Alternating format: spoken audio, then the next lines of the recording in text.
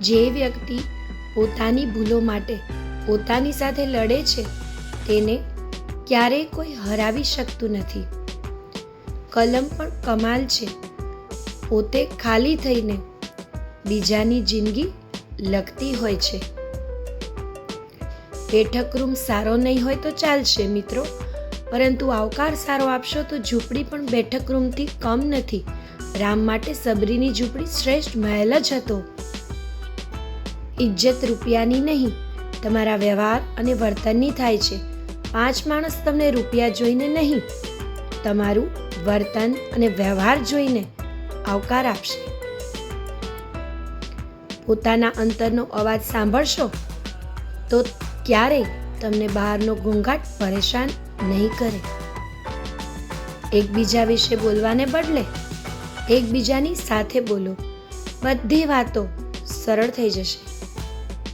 જ્યાં હૃદયની વાત કરનારને આવકારો હોય ને, ત્યાં જ વાતનો વિસામો હોય. હું તો ખાલી મજાક કરું છું. આ વાક્ય પહેલા કહેવાયેલા શબ્દો હંમેશા એટલું યાદ રાખજો, સાચા જ હોય છે. કોઈ પણ કર્મ કરો, બસ ધ્યાન એટલું રાખજો કે કુદરત હંમેશા ઓનલાઈન જ હોય છે. સમસ્યા વિશે વિચારશો તો બેચેની વધશે, પણ સમાધાન વિશે વિચારશો ને તો નવો માર્ગ તમને મળશે. આપણે ગમે તે દાવપેચ કરીએ, પણ હુકમનો એક્કો તો કુદરત જ ફેંકી જાતી હોય છે. તમે ટેન્શન ના લો.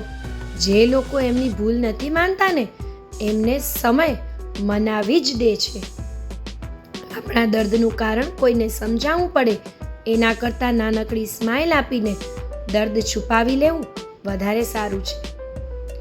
ધારેલું, અણધાર્યું અને નિર્ધારેલું બધું જ ધણીનું થાય છે.